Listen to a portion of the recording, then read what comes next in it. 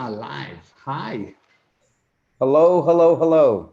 My name How is, are you? I'm wonderful and I'm wanting to introduce you. Let's get Oh, thank started. you. I'm excited. My name is Raymond Aaron. I'm a New York Times top 10 bestselling author.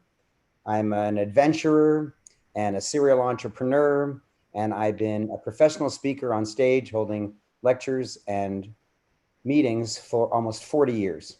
But none of that is relevant because I've just received a significant promotion.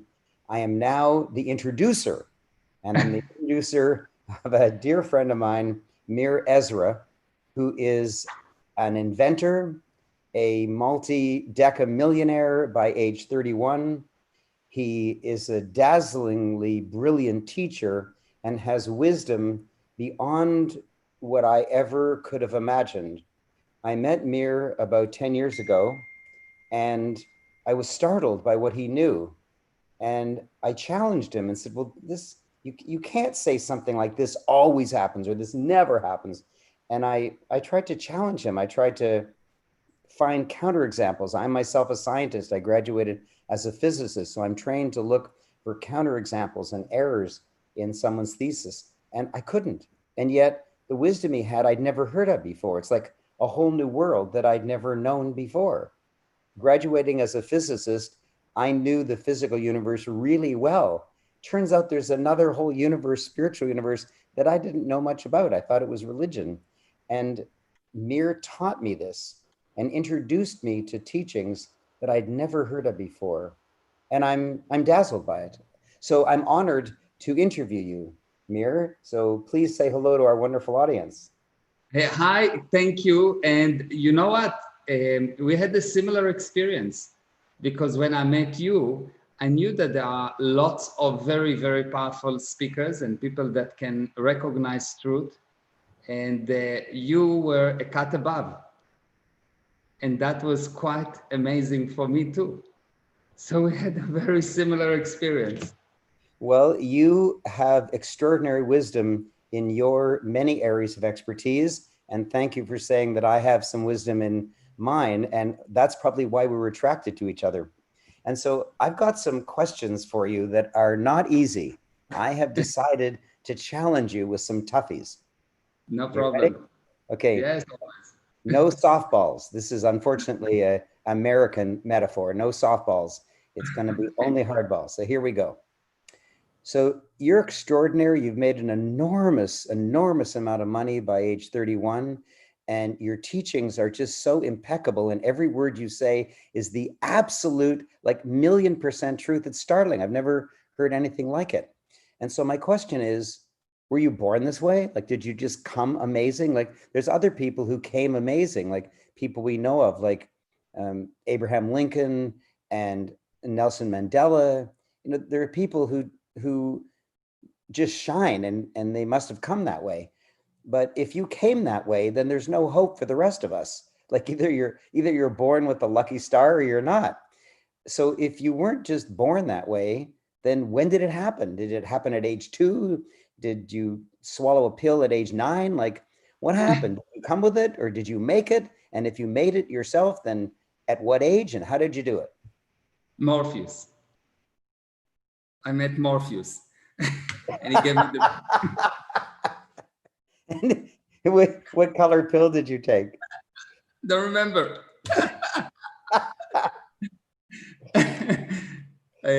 Actually, it's a combination. First of all, the good news is everyone is like that. I really want to say that I'm spatial and but it's not true. It's really not true. Everyone has this ability. And over the years, you actually add these abilities. You're born with all the abilities. And over the years, you add layers and layers of lies that hide you from you. Wow. So, so if you look at yourself as a baby, as a child, you will see that you knew and you are quite startled to hear from adults that told you you don't know.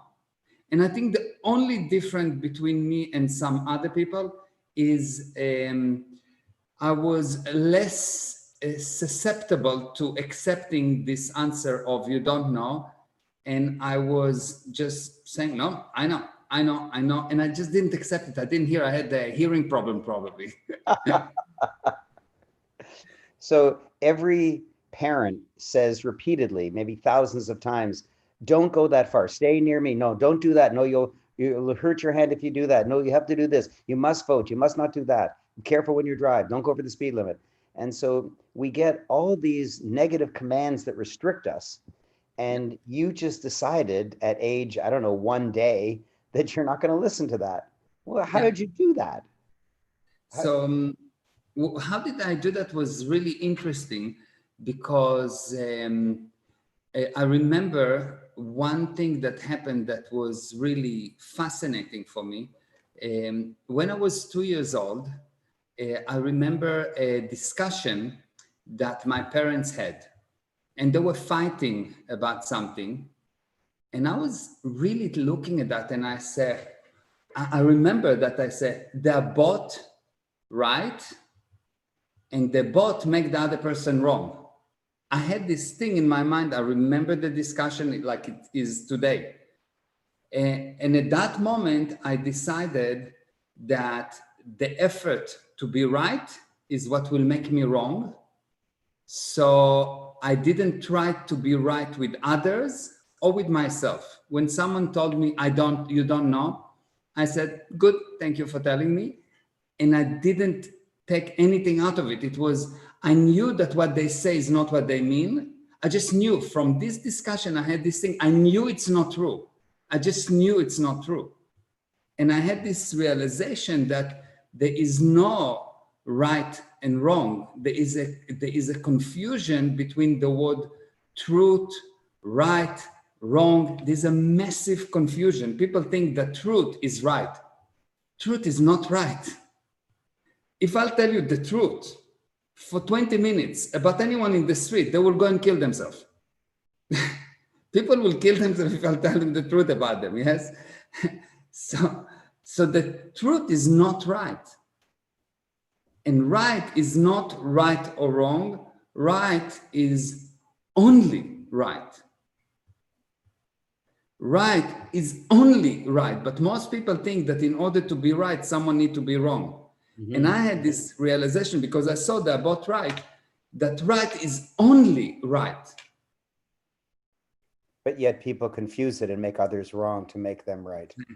Exactly. I realized that right is only right, which means I could have endless amount of viewpoints without changing mine. Yes. And I'll tell you how I learned from you and what I changed. Before I met you, if a student repeatedly didn't understand what I was saying, I would make them wrong. I would say, oh my gosh, they don't understand. They don't even know basic words. I'm explaining it so clearly. I've explained it 5 different ways. What the hell's wrong with them? And what you explained to me was that it's the teacher's responsibility. So if I've explained it 5 times and the student doesn't understand, then I've explained it 5 times badly.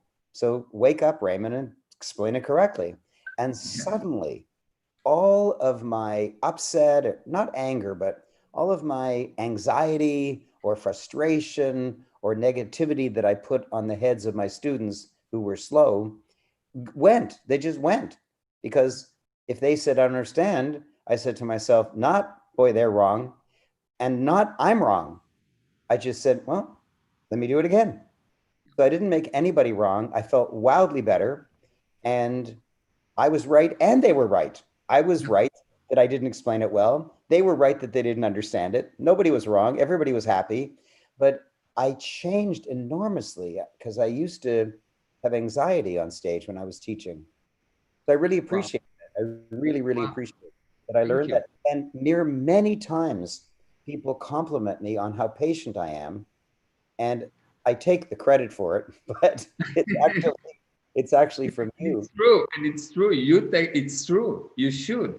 Yes, yes. Because it's your decision. It's not. I know where it came from. No, the truth is, it was there. It was there. Otherwise, you wouldn't actually have it. It was there. You just had something that someone told you that was not yours. I see. And you helped me re-attain the knowledge that I came with.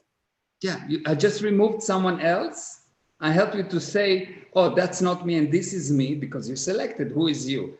And you found that you are actually that, because you cannot do anything that is wrong. There is only right. This is so fascinating that there is only right. I say it in many ways. I say that you need to be right and wrong with the same level of enthusiasm. There is only right. And when there is wrong, it's not you. Seriously, I know it sounds almost like an excuse, but when it's wrong, it's not you, which means you need to remove it.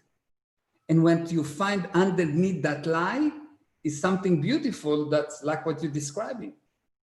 Well, I want to go back to something you said as if it's obvious. You need to be right or wrong with equal enthusiasm. You need to win or lose with equal enthusiasm. You need to attain the goal or not attain the goal with equal enthusiasm. You say it as if everybody knows it, but I'll tell you, when I first heard it from you 10 years ago, I said, what are you, nuts? It's of course better to attain the goal. It's of course better to win. And what I realized is if you make winning better than losing, then you have to feel bad and you have to put yourself down and you have to be wrong when you lose. And if you set a difficult goal and you don't attain it, then you have to feel really bad. And so I now have the ability, and I don't know exactly when it happened, but it was sometime in the early years of learning from you. It didn't just click in, it kind of oozed in, that I now can set a goal, hope for a particular result, etc., but know and work really hard for it and be committed to it. And if I get it, I'm happy. If I don't get it, I say, oh, doesn't always work. And I actually... Nice game. Say it again? It was a nice game. Yes, it's a game. And because you've taught my wonderful wife, Karen, and because you've taught my incredible daughter, Emma, we all can play that game now. And we just, like, yesterday, Karen and I went for a run. I haven't run in 40 years. And we went for a run. And then later that night, Karen said, do you want to go for a walk? I said, no, we've already exercised. I get 1 point for an exercise. I have to get 21 points this month for exercising 21 days. There's no point to go for a walk. And she said, so expand your game. I said, okay. it was just like that. It was so effortless when you see life as a game that you make up the rules for, and everyone's playing their own game, but somehow all the games interact beautifully. I've learned so much, and I would like to just explain it in one sentence to everybody. Everything's a game. There's no right or wrong, but they would have to take years like I took. Yeah. It is quite fascinating that the answer is really simple. If someone will ask me to describe life, to teach someone, to leave one message, that from that message you can conclude or deduct everything, deduce everything, I would say that you, the spirit, is perfect, and anything that is not perfect is not you.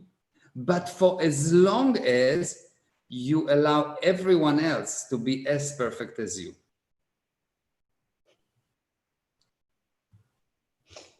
If you get that, you understood everything there is to know, and there will be no pain for you, and you will be, once you see that, you actually melt. Like you can take the worst murderer, and if you really have that viewpoint, he will melt in front of your eyes. He will be in tears, and he will change his life, and he will stop being a murderer just by that. Wow. Wow. I'll tell you how I implement that in my life and also in my teaching. I teach, and this all comes from you. Mm-hmm. I say that if you have one viewpoint, like Democrats are always right, and everyone who's a Republican is always wrong, or tall people are always right, or blonde women are beautiful, or something. If you have That's one, an exception. that's different. Yes. If you have one viewpoint, then you're like an oak tree, a very solid oak tree that will just crack and fall over in any wind, because an oak tree is okay as long as there's no wind. So a willow can sustain gigantic wind because it's supple, it goes back and forth. And so if you have one viewpoint, you might as well be dead. Yeah. Because you could never be appropriate except by fluke or by accident. It's like a broken clock is correct twice a day. It's that kind of thing. Yeah. And one viewpoint is correct once in a lifetime, maybe. Yeah, exactly. A broken clock is better because it's twice per day. So then I say a really valid definition of God is infinite viewpoints. Like, God doesn't get upset. You can say, God, you're too tall, or your nose is too big, or whatever. God's not going to say, oh, I'm horrified you said that. And so dead is one viewpoint. God is infinite viewpoints. So it's better to have more viewpoints. And then I say to somebody, have you ever argued with your wife? Yes. So here's how to not argue. When she says something that you disagree with or that upsets you, think about, if you were born a woman on that day with her parents and her experiences, you'd have that thought. So why bother making it wrong? Don't necessarily change your thinking, just expand yourself to include that. Yeah. So if you are a for sure Republican, I don't know why I'm giving a US political example, I'm a Canadian and you're Israeli, or South African or something. So I'll just give it anyways. So if you're a Republican and a Democrat says all Democrats are right, then you don't have to give up being a Republican. Just expand your horizon to know that if you were born on that day to those parents with and had those life experiences, you'd be a Democrat and would think that way.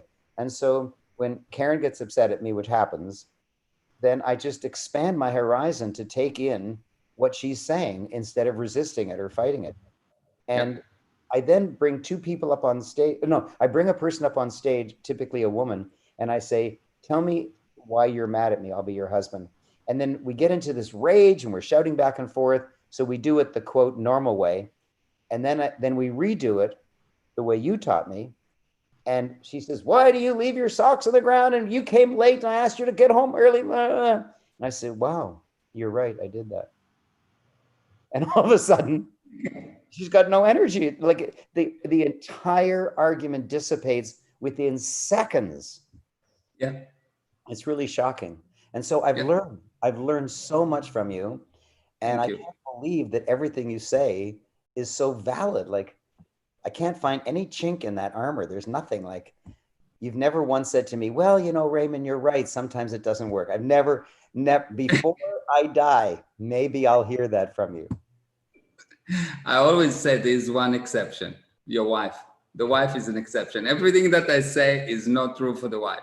But otherwise, it always works. Well, not only do I love you, but my wife and my amazing daughter love you. And I love them. Yeah. And Emma is wow. Emma is, I met Emma when she was 14, I think.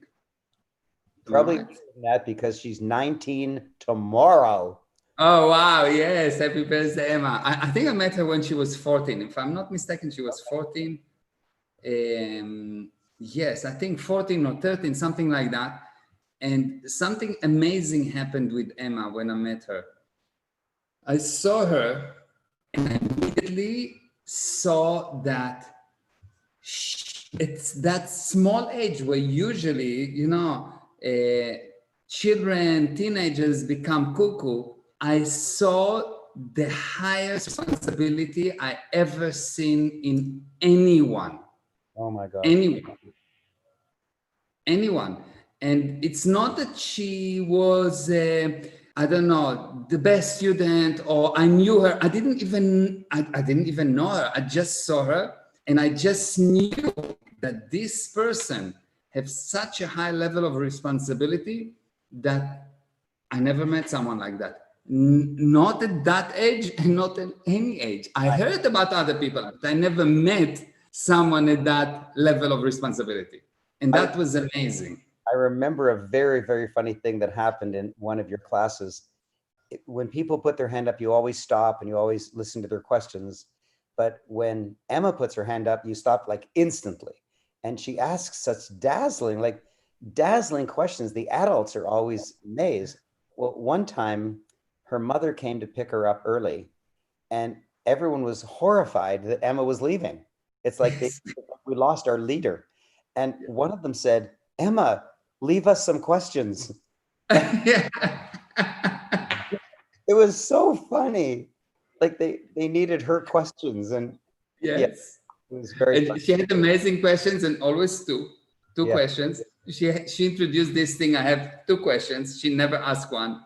Right. Because they need to be a balance. And she's just amazing. She's just unbelievable, really. So you've changed my life in terms of what I know and what I teach and how I interact with my students and my wife and my daughter.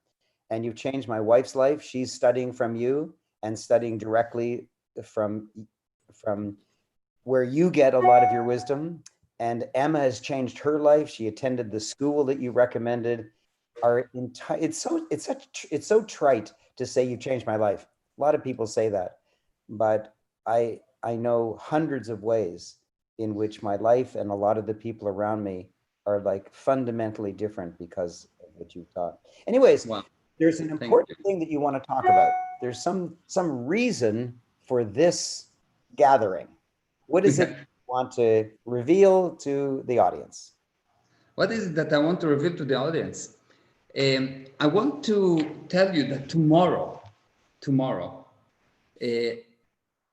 I'm going to tell you something, I'm going to show you something that is that the truth in what I'm going to tell you is so fundamental that just by listening to it, you will start to know. Oh, wow. You won't need to do anything. If you will just listen to those things, even without understanding them. Wow. You will know, because it's so innate in the spirit, and it's something that's sitting there that you mustn't know. That once I will tell you that, you will know that you know, and that sequence of data will actually get you to release something that will improve your life immediately. You will not even know how, why, but you will hear it and it will change. Hear it again and again and again. Every time you will hear it, there will be a removal of more nonsense, what I call fake reality. Fake reality is a piece of information you are 100% sure is true. Use it, it doesn't bring the expected result. So it will remove automatically fake realities, all the mechanism of going and understanding, and not the gradient scale. It is just an automatic deletion of fake reality. I'm going to deliver a webinar tomorrow at 3 p.m. Eastern Standard Time. The webinar is irrelevant. It's just really irrelevant. It's called The Path to You, but it's really irrelevant. Meir, your audio was badly distorted. We could hear some of it, not all of it. So let me do my best to repeat it because my audio is coming through clearly. You're going to teach something tomorrow. Now, tomorrow means Sunday, June 21. Sunday, June 21, at 3 p.m. Eastern Time for probably 1.5 or 2 hours. And what you're going to learn is so powerful that just the hearing of it, maybe you don't even understand it fully. Maybe you're even skeptical as heck and don't want to listen to it or don't want to hear it, but just the hearing of it will remove some fake reality that you will be different. You will be more capable. You will be more productive. You will be wiser. You'll be able to produce better results just from the release of the fake reality. That means things that you're sure are right, but because they don't produce the result you want, they're not right. Yeah, and that's tomorrow, and it's at 3 p.m. Eastern Standard Time. It is 9 p.m. South Africa time and 10 p.m. Israel time, and it's free, totally free. But I promise you, it's not easy. If you want to come and just listen, don't come. Because you got to come and listen and work. What I mean work, it's an interactive webinar. You're talking to me. Why? Why do I need you to work? Because if I will ask you to inhale, let's say I'll ask you to inhale and you'll do inhale for 10 seconds, 30 seconds, 45 seconds, 1 minute. After 1 minute, you will have to exhale. When someone talks to you, you are inhaling information. At one point, you will have to exhale. So in my webinars, I allow you, or not allow you, I want you, I almost demand, I almost force you to talk to me through the chat. So there is a discussion. So you actually get the value of the data. Otherwise, you won't. So I'm going to tell you things that are so important that you will have to talk about them. Because the purpose of those things is to deleting, and when you delete, you get it away. So when you will type, when you will talk about them, they will go away. Meir, your audio was really bad that time, so let me do my best to fill in what you said, okay? Because I want. 1 second, it's on purpose because I love the way that you explain it. So both you and I caused the audio distortion. Exactly. Okay. So what Meir said is it's free and these things will automatically happen. The release of fake reality will go, but you need to work. And what he means by work is you have to breathe in. That means you have to receive. That means Meir speaks and you digest, you receive. But you actually have to deliver also, because like breath, you have to breathe in and breathe out. You can't just keep breathing in. When you throw a ball up, it can't just keep going up. A tree, when you plant the seed, it can't just keep growing up. It also has to die. Everything has to come in twos in the physical universe. And so you breathe in, not just air, but also wisdom from Meir. And then you have to breathe out. You have to express yourself. Otherwise, you'll implode. And so he's requiring you in tomorrow's webinar, which will have perfect audio, to do the drill. And he will say, he will teach you something, and then he'll say, now, do this drill. And when you do the drill, that's like you're breathing out, you're giving back, you're figuring out how it works for you. And so then he'll teach you more, and then you'll reply, then he'll teach you more, and then you'll reply. And it's that interaction, that duality, that is what works. And the reason you didn't like your professors at university is they only wanted to breathe out and they only wanted you to breathe in. So for 1 hour, they talked and they talked and they talked, and you sat there breathing in their knowledge and hating it. Everybody hates their physics. They shock you. Yes, I studied physics. I loved it. But most people hated their professors at university because they didn't breathe out. They didn't participate. They weren't allowed to communicate. Anyways, that's what he. Yeah, thank you. Yeah, as I said, I love the way that you explain, because it's really amazing how you explain. You are such a good teacher. Amazing, amazing, amazing, amazing, amazing. I love hearing you. It's really amazing. I love hearing you. Hold on. Let me turn the distortion on again. No, not this part. That's the good part. You cannot repeat that part. No. Okay, so how did they get the link? Slowly. They go to www.meirzra.com/yoga. And if you're on Instagram, if you're watching us on Instagram, it's on my bio. And I will also write it on the chat. Let me just write it quickly on the chat for meirzra.com/yoga. So I will put it on the chat. So if you are on Facebook, on YouTube, on Twitter, you will see that on the chat. Yes, and Margaret, you typed it in, and Facebook user also typed it in, and Swapna, so we've got the link many times. So meirzra.com/yoga. And if you see it on YouTube where there is no chat, MEIR EZRA if you're American, or EZRA if you're in the British Commonwealth. MeirEzra.com/yoga. Wonderful, Exactly. wonderful, Thank wonderful, you. wonderful. Yeah, and if you're just watching the webinar or the Facebook Live or the recording, and you want to follow me on Meirs Ezra Official on Instagram. And if you have any question, anything, any problem you have, write to me. I always answer. It's not someone else. I always answer. I'm always going to give you an answer. You're not necessarily going to like the answer, but it will be effective. That I can promise you.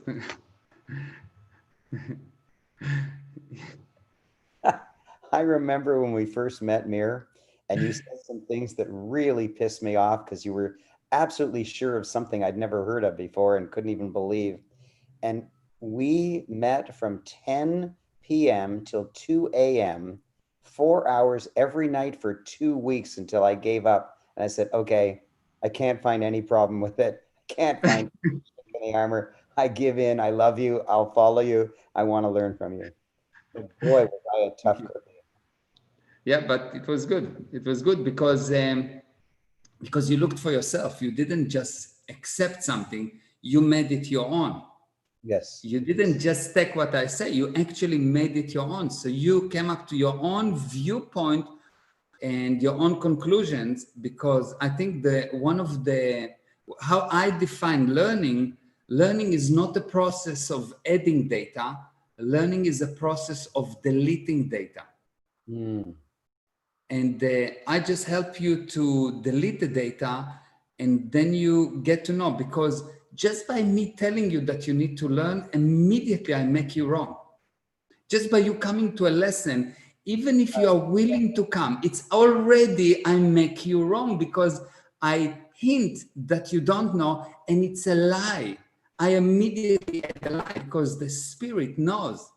So the teacher have this issue of making sure that the student have to know that he knows, but being a teacher, you immediately say to him, you don't know.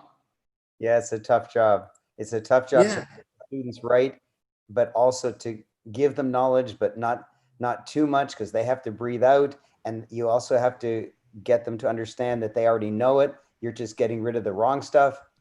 Very interesting. Yeah, so And that's viewpoint of view now. my dear loving wife is here. She may not want to be on the screen, but did you have a We question? do want to have the screen. No. Do you have a question? Oh, yes. Karen is an official audience. Wow, she's on the audience. Hi, Karen. Let me say hi to everyone. I see Margaret and Swapna and Carol Fleming. Wow, Carol, how are you? And Marcel, hi. And Steve and Pedro, hello. And probably there are more people here. Let me see up. Yes, and Raymond, hi, Raymond. And yes, another Raymond. And Previn Patal and Nomi, hi. Wow, so many people. Gilly and Janelle, we have a lot of people here. And Tressa, shoulders, hello. And whoa, and Anastasia, hi. So nice to see everyone. Thank you for joining. There are a lot of people and a lot of comment. And Lizzie, and wow, lots of people. And Lisa, hello, Lisa Phillips and Aaron. Very nice to see everyone. Thank you. Let me tell you how important Meir's presentation is at 3 p.m. Eastern, Sunday, June 21. It's my wonderful daughter's 19th birthday, and we asked her what she wanted to do for her birthday, and she said attend Meir's workshop. Wow. So she, wow. Yeah, really, she's coming Wow. to our home before 3 o'clock to attend your workshop. That's what she wants to do for her 19th birthday. Wow. She's amazing. I love her. Will be here, and Karen and I will be here, all learning from you, because we would like to see our false data just vanishing from our mind. Yeah. It's going to be amazing. It's really amazing. This thing that I'm teaching is I came up with a way of teaching that I tell you things that, okay, so for something to be in your mind, you need to have a doubt about it. For you to have something in your mind, you need to have a doubt about it. Because the only thing for something to stay, it has to contain a question mark. Otherwise, it will be totally truth, and truth do not have continuation. Right. So to have something in your mind, you need to have a doubt about it. Now, the mind is, believe it or not, is composed, or what's hold the mind is composed of a specific phrases that if you will actually get the person to look at the phrase on one side and eliminate one side, the plus side of the phrase or the minus side of the phrase, the doubt will go away. Ah. So by saying the phrases, by saying the thing, so a problem is force counter force, so it's sitting there in your mind. And if I will say, oh, look, this is what happened, this thing will have no more force. And the mind goes away. And when the mind goes away, when you are going out of your mind, you're actually becoming you. It's weird, I know. But when you lose your mind, you gain you. Wow. When Wow. you lose your mind, you gain you. Now, when you're listening to this, you may not know exactly what Meir is saying. And I sure didn't when I met him almost a decade ago, but I've had these experiences. I've had the experience of a trouble in my mind from my entire life, like from age 4, a significant trouble, something that keeps bothering me daily. And I had the experience of it actually vanishing and going away because a phrase was caught in my mind, and I was able, through a particular process, to just have it vanish or just not be there. And I've had those experiences. It's amazing. It's really amazing. It's really amazing. And the key here that there will be, most people think that in order to succeed, you need an effort, because people enjoy an effort. So they look for ways to put effort. Really, people enjoy effort. That's why people do kite surfing and running and doing all of those things with the body, because people enjoy effort. And they enjoy it so much that they put it also, because there's not enough effort, so they put it in places where then when they don't want the experience, but they want the effort. So they're willing to get the bad thing because the face is nice. You know, you marry a lady that, you know, she's a bad news, but she has a good face. So you take the good face and you get the bad thing. So you want the effort, you want the good face. The way I notice it is that people are embarrassed to earn a large amount of money with no work. They feel it's not right. And Yeah. I'm saying, hey, I'll take it. I don't mind. And that's because you are Jewish. I do work hard and you work hard. And sometimes I make money from working hard. And sometimes money just comes to me, and I'm quite happy for that. Yeah. So the key here is that effort is so important for a person that is willing to take all the pain. And when you play a game, you're willing to run and train and do all those things and to endanger your body for the effort. But because you don't do enough effort, you start to put effort on bad stuff. You just push against bad stuff, so you have effort. So the way to release this thing is to get you to put more effort on other things that you want to make. Because you have a lack of problems, a lack of effort, problem is not the right way, but just I will use problem. It's more correct is lack of barriers, but I think people will understand more problems. So you have lack of problems. You need to become a radar for problems, where right now you are radars for no problem. And the less problem you will have, the worse you will get. Yes. And the example is a spoiled kid. If the parents do everything for the kid has no strength. But if the kid had to overcome huge barriers and overcome, I don't know, racial prejudice or being handicapped in some severe way, then those are the amazing stories that rivet our soul when we see it in a movie of someone overcoming gigantic barriers and becoming stronger for it. And every person who breaks the 4-minute mile, who conquers Everest, who walks on the moon, they all of them say, I'm an ordinary person who just did an extraordinary thing. They never say, well, I did it because I was so amazing. Nobody, and it's not humility, it's that they looked for barriers, gigantic barriers, and overcame them. Yes. Yeah. Yeah, everybody wants no barriers. Everybody wants no problems. Well, there's a cemetery nearby where nobody's got a problem. Actually, a problem is an indication of no problem. Like hate is an indication of love. Love comes before hate. Pain is indication of pleasure. Pleasure comes before pain. You cannot have pain if you never had pleasure. So you cannot have a no remote. You first need to have the remote, then you can lose it. You cannot lose a no remote. So plus, plus come always before the minus. The good always come before the bad. So bad, if you actually look at that, is just telling you, look, there is so much good. Are you willing to look at the good? Or do you need more of the bad? Because if you need more of the bad, it's just because you didn't look at the good. And if you look at the good, there will not be bad for you. There is only good, and bad is created. It's free. It's tomorrow. If you're watching it today, it's June 21, the longest day of the year. And it's 3 p.m. Eastern time. And it's Emma's birthday.